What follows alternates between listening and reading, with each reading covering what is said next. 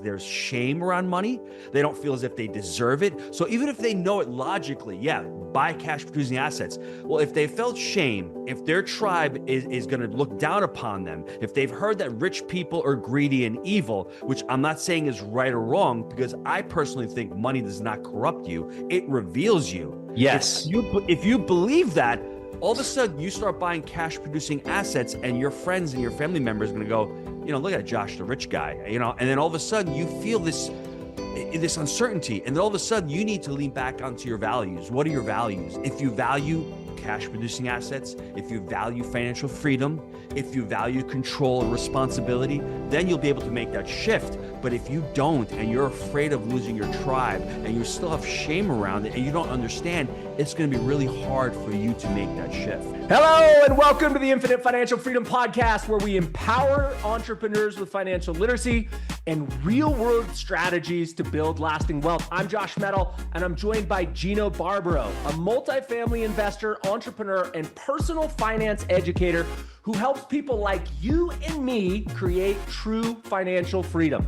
Gino started in a small pizza shop in New York. Of course, all multifamily investors started at pizza shops, right? Working long hours to support his family until he realized he was trading time for money with no leverage or freedom. That realization led him into real estate and eventually to co-found Jake and Gino. They have an awesome YouTube channel. You guys should check it out. I just watched an episode this morning on multifamily, and that's a multifamily education company that's helped thousands of investors take control of their finances and their futures. Today, Gino owns over 2,000 multifamily units and teaches others how to build wealth and support the life they really want. Gino, it's a pleasure to have you, brother. How you doing? Josh, I'm doing great. How you doing, brother? I want to share something really quick because, you're talking about financial freedom, and my kids, I've got 6 children, ages 26 to 10, and they sent me over a meme, and they said the 3 steps to financial freedom. The first step is you start out by cutting your own grass. The second step is you start out by hiring someone to cut your grass. And step 3 is you go back to cutting your own grass. So I'm at step 3 right now. I figure, I love to cut my own grass. I never had the time. Now that I've got the time, I can go back to cutting my own grass. So just wanted to share that with you.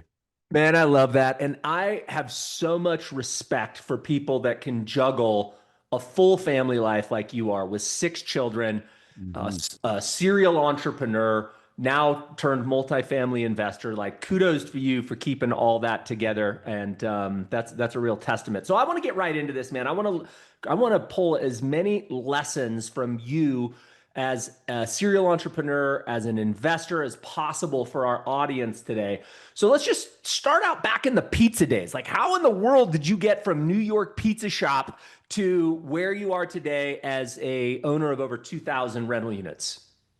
My dad, when I was 8 years old, opened up a restaurant, and I would go to work with my father at the age of 8 until about, 18, 19 years old. I went to college. But the reason why I mentioned that age of 8, we start creating our values and our beliefs around that age. And me going to work with dad, he was a hard worker. He was an immigrant. He was a saver. He didn't really like a lot of risk. He didn't really handle the money. Mom handled the money. That's where I got that side from. But I just loved working with him. And when I went to college back in 1992, I graduated, there was something called a recession. Like, it was hard to get a job back then. I don't know if people can relate today, but back then there was just no jobs. So I said, Dad, I'm going to work in New York City. I went to work for a year. I was working in reinsurance accounting, which is about as exciting as watching paint dry. It was just the worst job ever on 99 John Street. I hated it. I said, Dad, can we open up a restaurant? So we ended up opening one up in 1994. We're talking a long time ago. But listen, Josh, I loved it until, 2007. My dad passed away.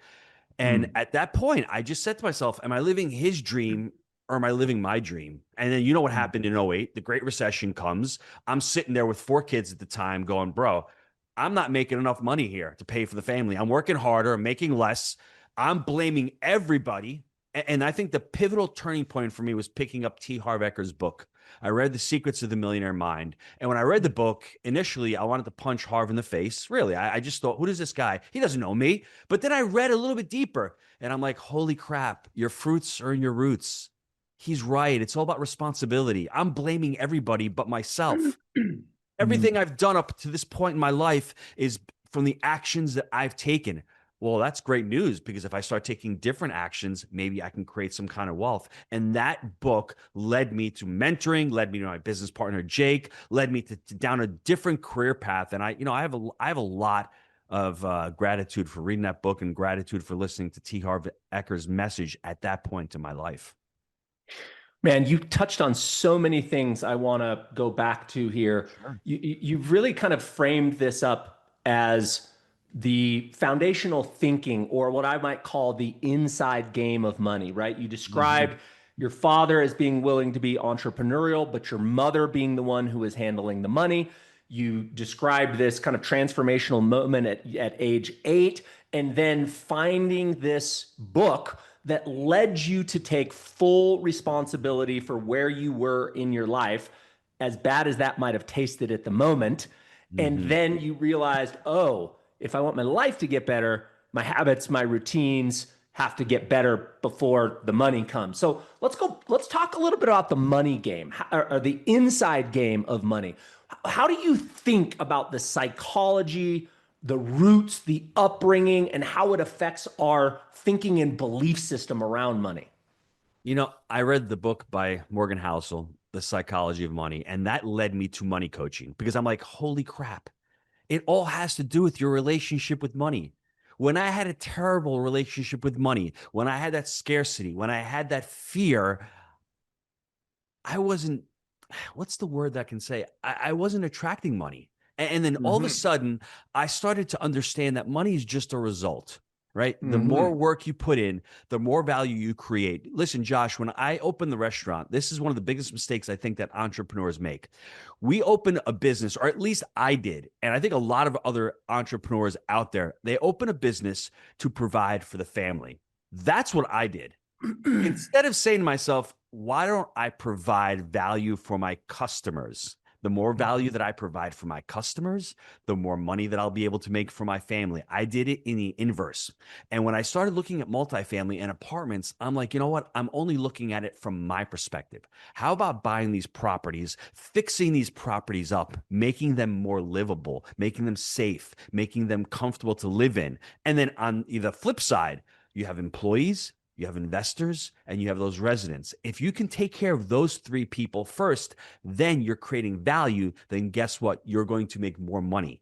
And you do that at scale with 2,000 apartments, you'll make even more money. I think the problem with money nowadays, it's such an emotionally charged topic. And most of us, I'd say the vast majority of Americans, have grown up in households where money was not talked about. It was talked about negatively.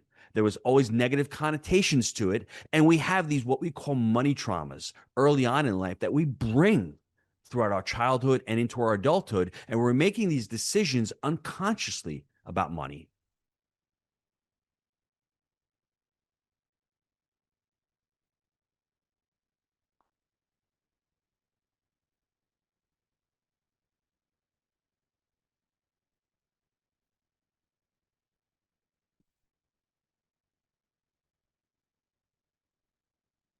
Helps if I take my mute button off.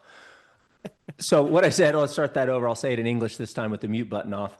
From your mouth to God's ears. In other words, when you were sharing that story, it so resonated with my story. Mm-hmm. I grew up with a very, let's just say meager, that'll be a friendly word, a meager upbringing. And I was very fearful for the first 10, 15, maybe even 20 years of my life around money because I knew what it felt like not to have money. But there was some shift. There was a moment where I moved psychologically from fear to curiosity.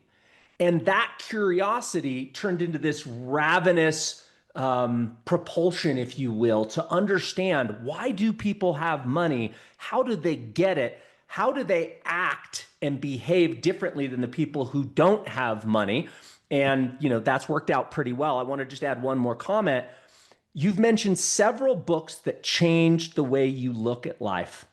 And I Mm-hmm. find it interesting when I talk to people who have money, they all have books that they've read that has left a stamp on their life. It's Mhm. changed their perspective. When I talk to people who don't have money, they don't have those same stories. They haven't read those same books. So just kind of an Mhm. interesting corollary I thought I'd bring up there.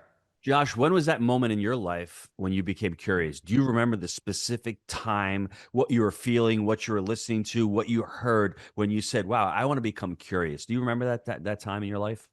I remember the mile marker that I was at. Mm. I could take you there right now from my home. I know not only the moment, but the second, but exactly where I was. And that was my grandmother had given me Not Think and Grow Rich, Robert Kiyosaki's book that is escaping me. Help me. Rich Dad, Poor Rich Dad. Dad, Poor Dad. Thank you. And I was listening to the chapter around the cash flow quadrant. And Robert was saying, and my grandmother gave me this book on tape, and she said, "Don't come to my house for Thanksgiving until you've listened to this."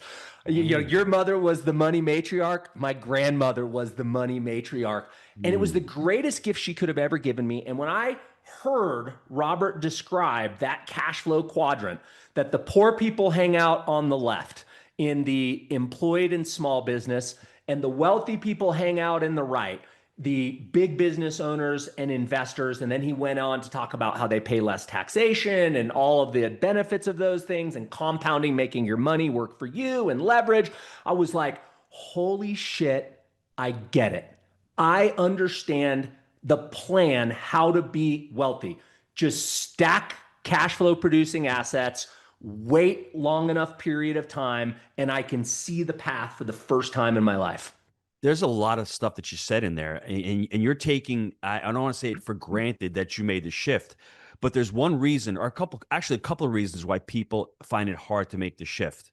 The first one is you actually had to understand that unconsciously you needed to leave your tribe.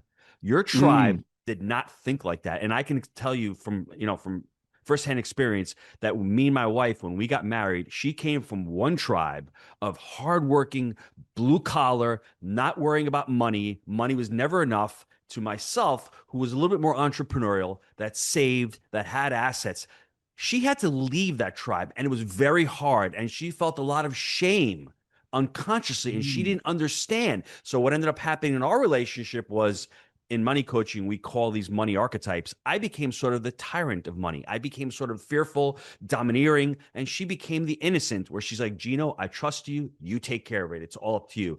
Only until the past couple of years have we been able to reconcile the relationship. But what you said, it's hard for a lot of people to do because there's shame around money. They don't feel as if they deserve it. So even if they know it logically, yeah, buy cash producing assets. Well, if they felt shame, if their tribe is going to look down upon them, if they've heard that rich people are greedy and evil, which I'm not saying is right or wrong, because I personally think money does not corrupt you, it reveals you. If Yes. you believe that, all of a sudden you start buying cash producing assets, and your friends and your family members are going to go, look at Josh, the rich guy, and then all of a sudden you feel this uncertainty. And then all of a sudden, you need to lean back onto your values. What are your values? If you value cash producing assets, if you value financial freedom, if you value control and responsibility, then you'll be able to make that shift. But if you don't, and you're afraid of losing your tribe, and you still have shame around it, and you don't understand, it's going to be really hard for you to make that shift. Does that make sense? 100% makes sense. And I want to just pull on this string a little bit more, Gino. Okay. So let's say that somebody listening to this is going, whoa, that sounds like me. I am very fearful of being the one who transcends my family and my tribe and breaks out. Mm. And I've got some money trauma, I think is how you described it. Yes. What is the process of getting curious around that and rewiring one's brain? That's a great question. That's exactly why I got into money coaching. I would tell everyone to go check out the Money Coaching Institute. That's the lady, Deborah Price. She's been doing this for almost 30 years. And her process, she's got a 4-step process. The first thing that I would do if you're listening to this is what we call a money bio. I can send out a set of questions to anybody that wants to ask themselves these questions. And what I did, because I got coached before I actually got certified, you go back into your history.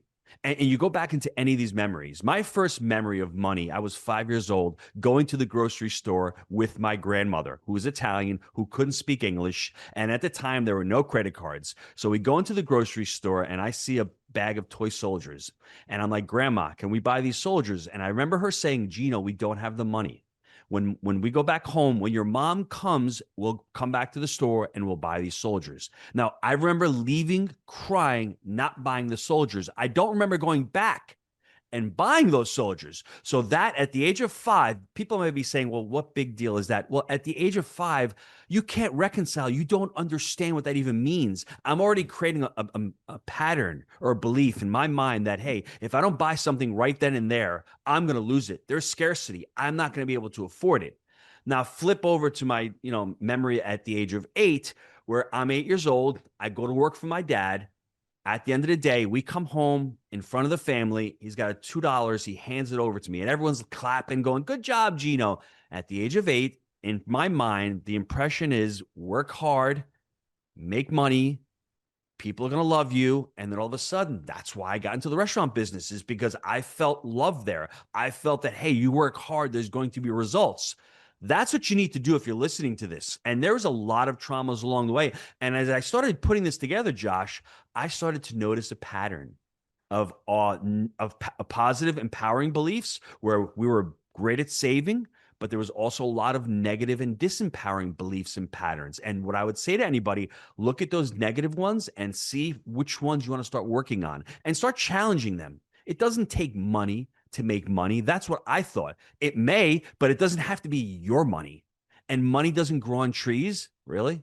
You know how much money is circulating in the economy every day? Trillions and trillions and trillions of dollars. These are all beliefs that I was raised upon. And once I started looking at the patterns and the beliefs, I was like, hey, I can challenge that. It doesn't have to be that way. 82% of entrepreneurs say that the lack of access to capital is holding them back from growing their business. And worse than that, up to a third of all businesses that go out of business this year say they've done so because of a lack of access to capital. That's why we created the Entrepreneur Capital Lines of Credit. If you're an entrepreneur and you need access to capital, click into the link in the description and get your pre-approval now. Yeah. So, I'm thinking in today's distracted world, Gino, people don't spend a lot of time or enough time thinking. And I'm thinking back to this 6-hour drive that I had to my grandmother's house on the way for Thanksgiving. And I remember listening to that whole book on tape. And I remember having hours to think and hours to digest. And it was almost meditation, when you're driving for 6 hours. And I remember after certain chapters in that book, I would just, these were literal tapes, people. So you had to hit eject and you had to get in the back seat. Then you had to get the other tape out. So in between the tapes, I remember having, an hour to just think and digest. That doesn't happen today because the phone would have went off 27 times. You would have had internet or satellite radio. You would have had all these pings and dings. And so perhaps there's a deeper part of this where if you haven't reconciled that money trauma, maybe you need to do some inner work and you need to create some space where you can go on a 2-hour walk and you leave your phone at home and you're just out in nature and you're thinking about these moments that Gino mentioned 5 and 8. I have a memory at 9. I can tell you where I am and what I was thinking about money and trauma. So I think creating the space to look inside and stare into those things may be an important first step here. It's interesting. I want to jump out of my skin right now at what you said, only because it's really hard to do the work. But as my friend Phil McKernan says, it's a lot harder not to do the work. And the problem is we can make excuses. I would challenge anybody listening to this. Why is it that you need to be busy all the time? Why is it that you can't disconnect for a few minutes? That's a really tough, challenging question. A lot of us, including myself, may find it uncomfortable sometimes just to sit with our thoughts. We have to actually ask and answer that question to ourselves, right? That's the fundamental problem that a lot of people have right now. It's that they don't like to be alone with their own thoughts, and there needs to be a lot of inner work that happens, and it's not easy. It's really challenging, and then you start looking at these things, and then you start feeling shame around those experiences that you had, and it's okay. And you have to learn how to look at those, try to heal from those, and release those. Because if you don't, it's going to be so hard to reconcile the relationship you have with money. And that one at 9 years old, share that memory with me. I'd love to hear that memory. Yeah, yeah. So it's really two memories, and I believe they were very closely related in time. And one of them was just, opening a fridge and realizing there's not enough food to get through this week, Wow. and didn't know where where it was going to come from. So there was this pervasive feeling of scarcity, Hmm. uncertainty around where we were going to live, where the next meal was going to come from. I'm living in downtown Los Angeles, and there's gunshots going off, and Sir 13 gang members on my way to school that I'm getting beat up by. Like, it was a pretty rough youthful experience. And then at the same time, like the ultimate dichotomy, right? That's the life I'm living, getting my ass kicked, don't know where we're going to live or where the food's going to come from. I remember walking downtown Los Angeles, and this is like so crystal clear to me, Gino, putting my hands up against this glass on this 50-story high-rise building and watching the Ferraris drive by and just going like, where does all this money come from? Like, what don't I understand about this universe? So the Hmm. fear actually turned into a ravenous hunger, which I'm super grateful for. I would not rewrite those early years for all the money in the world, because it created that ravenous hunger that I have today. And it's why you and I are talking. Hmm. And it's incredible that you made the shift, but there's so many people out there that they don't make the shift. That fear and that scarcity, that anxiety, it's unconscious, and you're making decisions today based upon that 9-year-old little boy. Not you, but the average person, where they go into the grocery store with their parents and they're constantly hearing, "We can't afford that. We can't afford that. Put that back." I mean, I have a message. Basically, it's very similar, but it was weird because this is about 10 years ago. My daughter, who's 19, was about 8 years old at the time. And, you know, I've got 5 kids. I'm shopping for clothes. And this is why it's important, because you need to speak to your children about this as well. We're in Gymboree. She gets a pair of pajamas and she puts them on the counter. And I look over and I'm like, I can't believe, almost like I can't believe I got to buy another pair. Now, I didn't mean anything by that other than, man, I've already got $500 worth of clothes. Do we need to buy another one? She took that as, wow, I'm not worthy. I mean, dad doesn't Mm. want to buy this for me. And, we had a conversation a few weeks ago about it. And she's like, that may be why every time I go online, I actually have to double check myself and say, do I really need to buy this? Am I worthy of this? And it's really wild to think that a little glance or a look at a little child can have such, I don't want to say irreparable, but if it's not met head on, or you don't resolve that, that can actually go into her, adulthood, and Hmm. can really mess up any decisions that she makes going forward. Should she buy this house? Should she buy this car? Is she worthy to do this? And it's really interesting that there's so many things in life and so many decisions we make and actions we take that we don't even think about. And that's why it's important to do that money bio. You have a memory of money every year. I did one from the age of 5 all the way up until the age of, up until this year. A lot of memories. And like you said, Josh, you need to sit there. It took me a good 6 or 7 hours to sit there and write it all out. But once I did, it felt a little refreshing, to be honest with you, and a little enlightening. And to see all of the different pivots and all the different junctures in my life where I was able to progress, and to say, like you saw, wow, in '08, this is what helped me out. In 2011 with Jake, this is what helped me out. And also to be able to share that with my kids, it was really powerful. I love the story. So, to make this actionable for everybody, let me just share three takeaways. Sure. If you're realizing that you may have some of this money trauma, I would suggest three things. Number one, sit down with a journal and start writing down your earliest memories around money. And they should be in that 5 to 10 year old range. And start asking curious questions. If you do that exercise and you run into a jam, you're like, the creative thoughts aren't coming. Here's an idea. Go on to ChatGPT and say, I think I have some money trauma and I've got some weird considerations around wealthy people. Could you interview me and help me uncover my money trauma and the issues I have around trauma? And just let ChatGPT interview you and see where that goes. Now you've got some money trauma cards out on the table. Now zoom out and go take a couple-hour walk. And you may need to do this a few times. Get into nature, get some sagebrush, get some trees, leave your phone at home, you and a bottle of water, and start thinking about these things and how you can shift them from little scarcity boy to, wow, I wonder what they know that I don't know, right? Like try to start using, instead of that money trauma being a retardant, start to use it as an accelerator and give you leverage on the direction you want to go.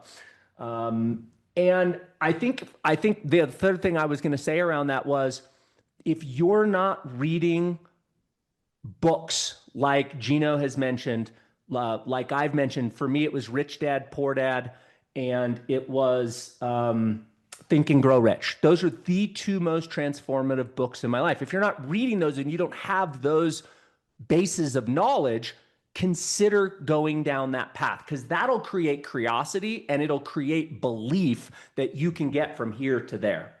Mm-hmm. Anything Josh, else?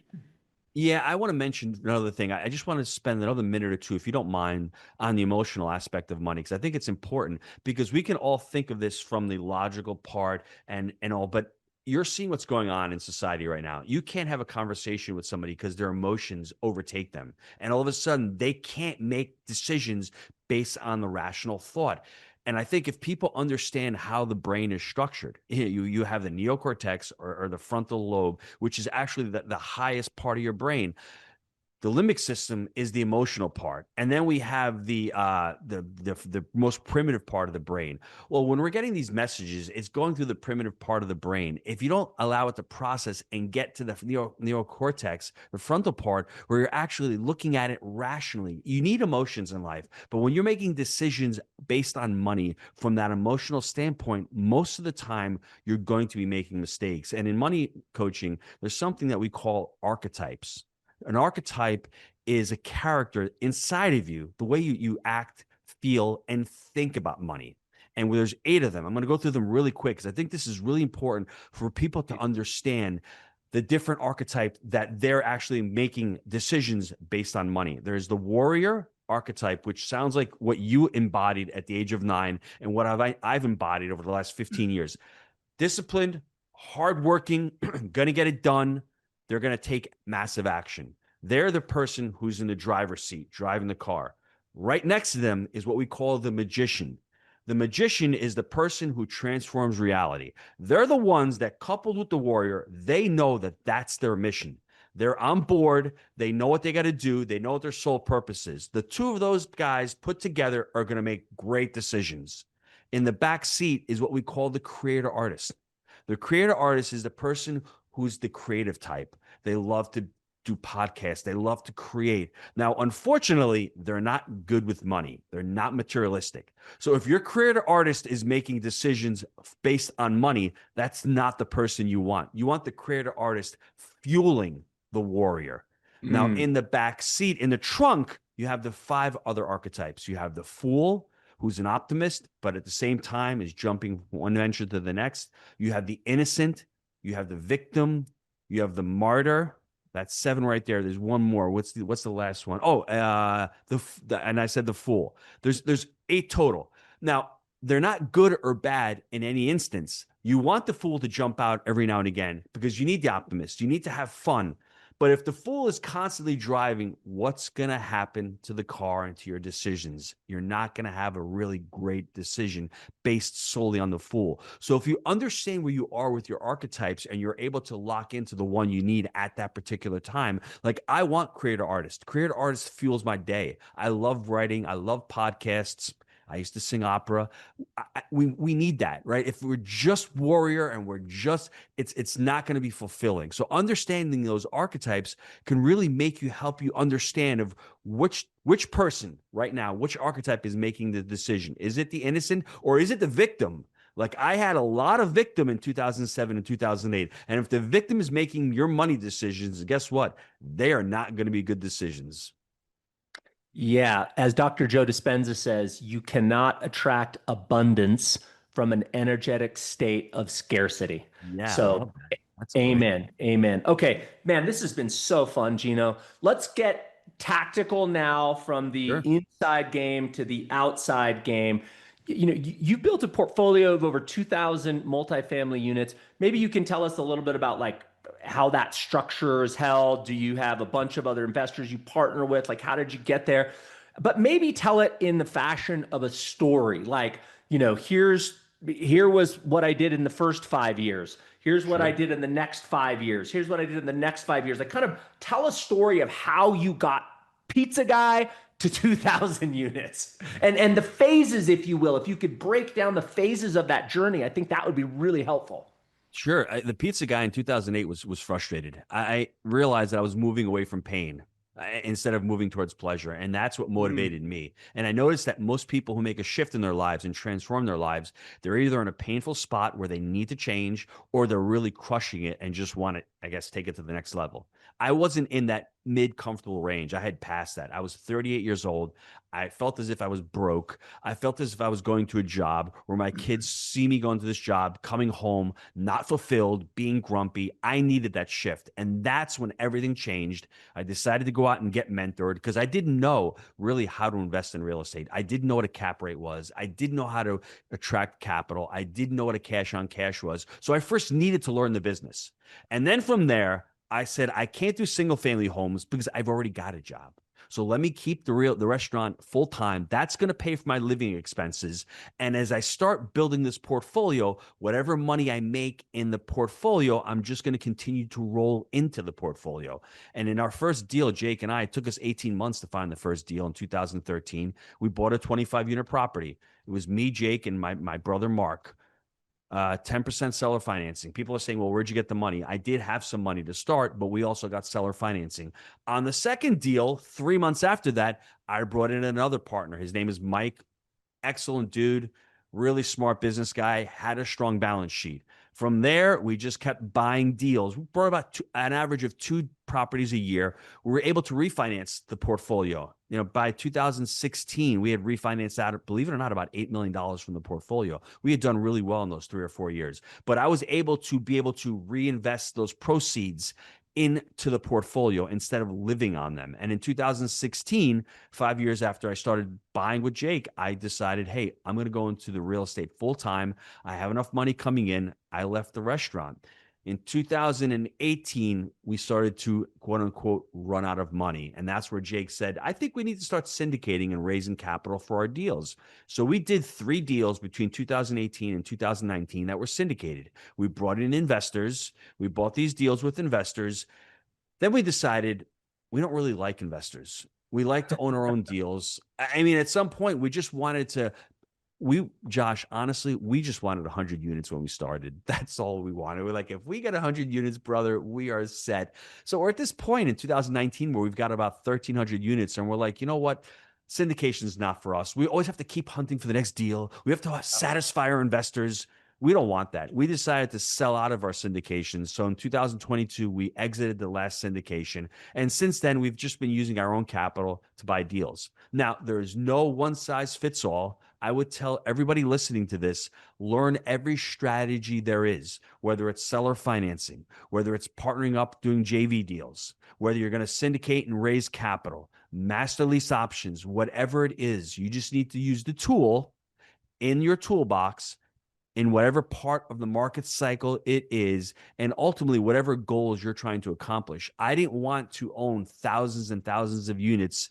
All I wanted was to be able to build a portfolio that had great assets, that was easier to manage, that we can control ourselves. And what we focus on is profit per unit. We wanted to see the profitability of the portfolio and not focus just on fees.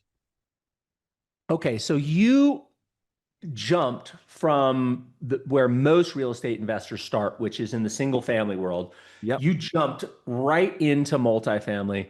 Your first deal was 25 units. You guys put together. Do you remember what you paid for that property, by the way, Gino?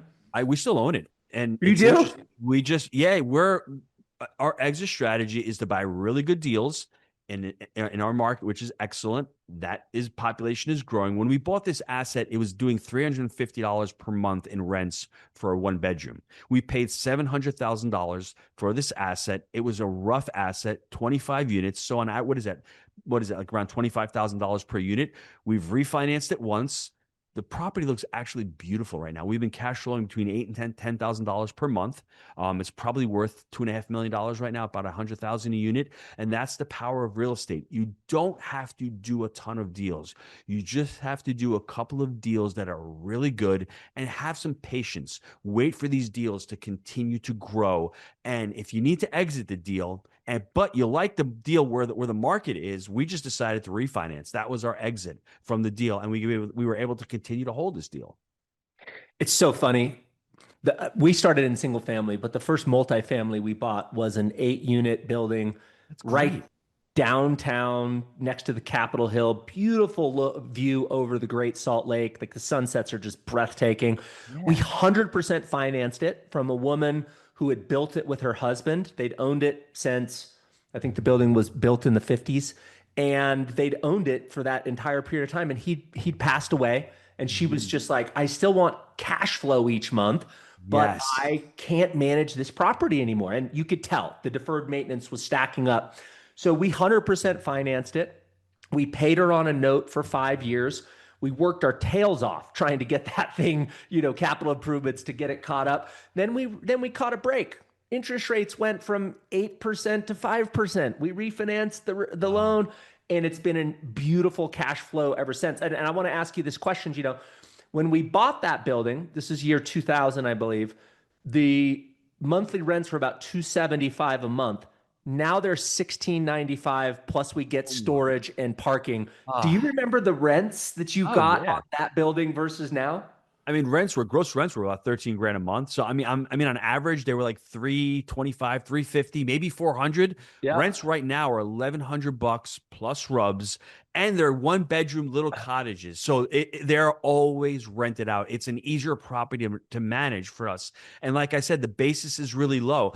And for any investor out there, they need to understand there's multiple strategies going on. Some assets are great to cash flow. Some assets are great to extract equity. If you're just starting out, the goal is not cash flow, people. The goal is to create equity, to be able to pull out, to be able to put into assets that cash flow. If you have no equity, your job is to build your equity up. And then you use that equity to put into deals that actually cash flow. I think people have a misnomer where I'm just going to quit my job and go in. No, the deal, like I said, it took me a good 3 or 4 years before I had that cash flow snowball going where I was able to pull the equity out, but then put it into other deals. And if that means buying a couple single family homes, flipping those, maybe doing a little bit of land banking, buying yourself a 3 unit, whatever that takes, your goal is to actually create that equity to go into repurpose it into assets that will cash flow for you. Let's go deeper on that. So I think people understand the concept of flipping in the single family world. I buy a house for 150,000. I put 50,000 in, so I'm in at 200,000, and I sell it for 250, right? So now I re-get Yes. the 50,000 I put in plus my 50,000 profit. Let's pretend you didn't have to pay taxes on that. Now you can move, and let's pretend you 1031 exchange it. Then I move that $100,000 into the next property, and you just kind of rinse and repeat, and the snowball builds with capital until you can Yes. put a nice down payment that creates that cash flow. But explain to folks how you do it in the multifamily world. Give us an example of that. It's very similar. That's one of the reasons why we did not like the syndication model, because the syndication model, you are collecting investors. investors. You are their fiduciary. So it's not what Gino wants or what Josh wants. It's what's best for the investors. And Mm. most of the time, it is actually exiting the deal and achieving a certain internal rate of return. As a cash flow investor, as a long-term holder, I don't really care about IRR. I don't. I care about cash on cash. But as a syndicator and as having investors, the goal, you saw what happened between 2017 and 2022. Every 18 months, these deals were getting what we call value added. They were increasing NOI, they were increasing rents, and they were flipping out of them. So what a syndicator's model is, hey, I'm going to present this deal. I'm going to create fees for myself and for my company. I'm not really going to get that much cash flow with the hold of the deal. At the end of the deal, the goal is to sell it, pull the money out, and to go find another deal. For me, it's like I'm killing the golden goose. I've got this asset that is stabilized, it's doing really well, and people, they fall in love with that. But if you don't 1031 it, you've got to pay taxes on it. But like I said, the goal of the syndicator really is to create equity on the back end. And a lot of the reasons why a lot of these syndicators are having problems right now is a lot of that equity wasn't repurposed into the next deal, or they overpaid on the next deal and now they're stuck. So it's a very similar model. Your whole goal in multifamily, if you're looking to flip, buying that 8 unit, you buy it for a certain price point. You're trying to add value. Now, if you can increase the property's value by at least 25%, you could refinance out basically all the money that you put down, but you need to add value in that property. And there's one of two things I think you need to think of when you're looking at an exit strategy. It's ultimately, what is your goal with this property? For us on that 25 unit, we wanted to buy a property at that basis in a great market. The exit strategy was to stabilize it and then to refinance out the proceeds and use it for the next deal. Now, if we had sold it back then, you'd have seen how much money would have left on the table. But understanding what the exit is. So if you're going in for that 8 unit that you bought, you stabilize it, then you say to yourself, hey, I'm selling this deal, but that 8 units, you can possibly buy a 15 unit. And then a year later or 2 years later, that 15 unit, you've created a lot of value. You go out and you look and you hunt for a 30 unit. That's how you flip properties in multifamily. In your Jake and Gino podcast that I listened to this morning, you made the point that you need to have a strategy. Yes. You're not just oh, Bitcoin's up, I'll buy that. Silver's up, I'll buy that. It has to be part of a comprehensive strategy. And what you're explaining is, look, the goal is get a trophy asset with great tenants that you can keep forever and Yeah. just sit back and watch inflation push up those rents as your mortgage payment stays the same. Or if you're smart, you refinance as we have interim periods when interest rates go down. And the delta between that inflation-driven cash flow and your mortgage payment gets bigger and bigger and bigger the longer of period of time. So if that's the goal, then how do we get there? Well, That we can have that can be one goal, Josh. I didn't mean to cut you off, but that can be one goal. But how about you, Josh, with that 8 unit property 10 years from now, you selling it on a seller financed installment note? Now, all of a sudden, you're deferring some capital gains because you're not paying the whole thing. You're not getting all the capital. And all of a sudden, you are getting mailbox money. That's true passive income. That's true. So you can actually structure it that way. For me to say, this property 10 years from now that I bought back in 2013, I want to sell it on an installment note. I can sell it on an installment note and get more money per month in passive income than when I'm making cash flow working on it. So there's so many different ways to skin the cat, but that exactly what you mentioned, that's what we're trying to accomplish. We're trying to accomplish over the long term. You have this hedge against inflation. You have the fact that, it's not how much money you make, it's really how much you keep of it. And with yes. cost segregation, that's a huge component. There's no irony in the fact that in 2017, the Jobs Act came out and all this cost segregation, all this tax relief and benefits shifted to multifamily. That's when, game on, all of a sudden asset prices started elevating. There's a big tax component to this. So you have to understand that as well. So for us, not selling that property, not having to recapture that, and continuing to buy assets so we continue to, achieve more cost segregation benefits for ourselves. That's part of the strategy that we're trying to achieve. Yeah, so we're value add, flipping it, if that's the best way to move some cash into a Yes. deal, and then you get to an asset where you're like, I want to hold that forever. Yes, great Then point. you I love that. hold that asset for long periods of time. When rates go down, you refinance, you pull some Yes. equity out, which is 100% tax free, and then you deploy that to buy another property. That's a strategy. How you Yes. get there might be different approaches, but your point in the video I watched this morning, don't lose, you may do different tactics to make the strategy happen, but don't lose sight of the strategy. So I think Yes. that was a great point. I just wanted to bring that into this conversation. And my last, we're 5-10 minutes left here. Let's go a little further down this bonus depreciation, cost segregation, and the enhancements that were just brought back with the big, beautiful bill. Tell us a little bit about that in case people kind of understand it at the surface level, but bring it home for us, Gino. Well, this is interesting because cost segregation is macro accelerated cost recovery. It's a Mm. benefit where if people don't understand the tax code was written to stimulate behavior. That's the reality. If, we're talking about rich and poor, 70,000 pages, you go through it, it's offered to anybody who's poor, anybody who's middle class, anybody who's wealthy. If you understand the tax code, it's going to be a big benefit to you for creating wealth. So when I hear in New York City, the proposed governor who may win the race is saying that, hey, we're going to provide housing. I used to go down to Harlem every year for Thanksgiving, for Easter. I would work with a couple of neighborhoods. I've been around government housing.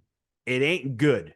So when I hear people say, oh, this is not fair that rich people get tax breaks, once again, the government knows that they cannot provide housing. They just can't. And it's the reason why Bezos gets massive tax breaks because the government cannot provide or create jobs. Entrepreneurs do that. Apartment owners bring in the capital. We take the risk to provide the housing that the government can't. So cost segregation is incredible because what it does, it segregates out the assets on the property and puts them into buckets. I think it's a 5-year bucket, 10-year bucket, 15-year bucket, and then there's 27 and a half years. You take all the components of the property. I'm looking at a ceiling fan here. That's probably a 15-year. It's fixtures. I'm not sure. You're looking at flooring. You're looking at paint, wiring. You put them into these individual buckets and you're able to depreciate them.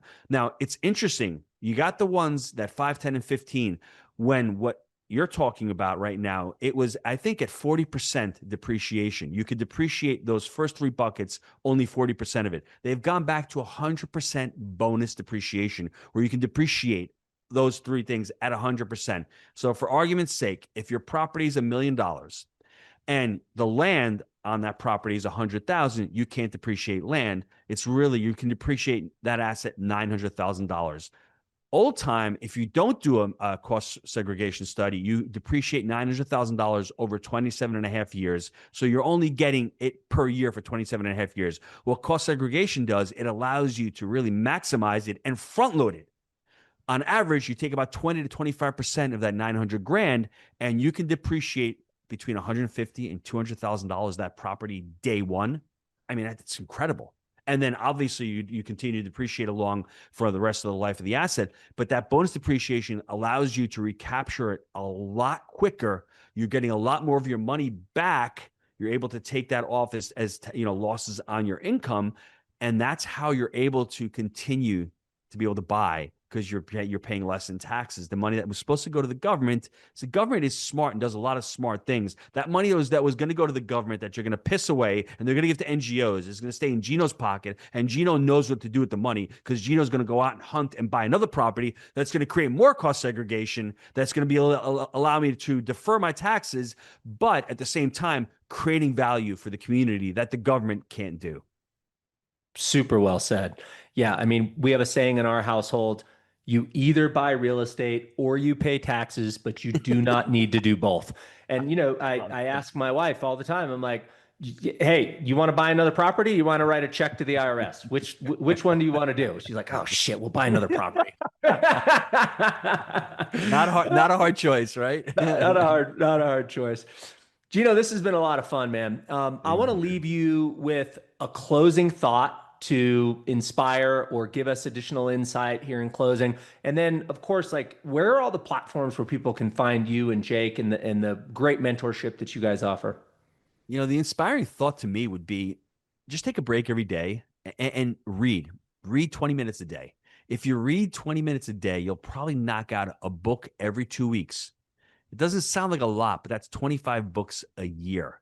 And if you're reading 25 books and whether you're listening to them, what's your biggest mode? Are you a visual person? Are you an auditory person? Are you a kinesthetic person? I can't listen to audibles. I have to read books. So understanding that, but just take 15 or 20 minutes, work on personal development. If you're in the real estate space, stop reading real estate books, read personal development, read mindset books. I think that's what really helped me out because real estate's not really that challenging. It's mechanical. It's some formulas.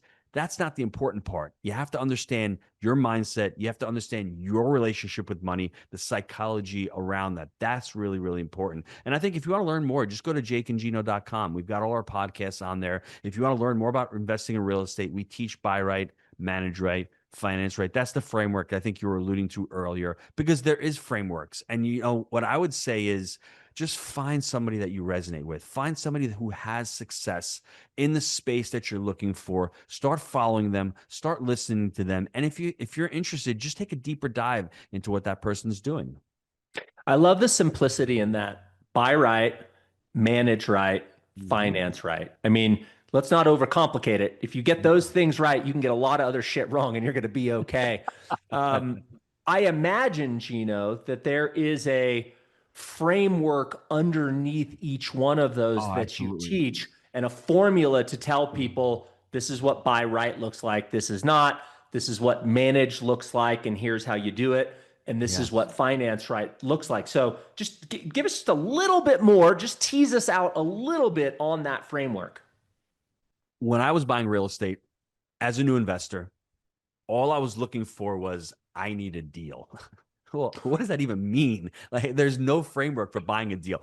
In buy right, what's your criteria? You need to understand what the criteria for a deal is. You need to have a buy box, 50 to 300 units, median income of $50,000, 2-bedroom townhomes. We love washer dryers.